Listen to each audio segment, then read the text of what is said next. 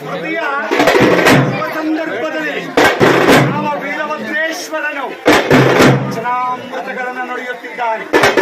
ಎಲ್ಲವನ ಬಲ್ಲವರಿಲ್ಲ,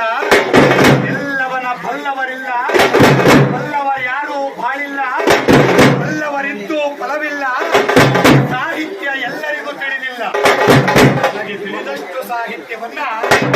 ನನಗೆ ತಿಳಿದಷ್ಟು ಸಾಹಿತ್ಯವನ್ನ ಎನ್ನ ಮನಸ್ಭಕ್ತಿ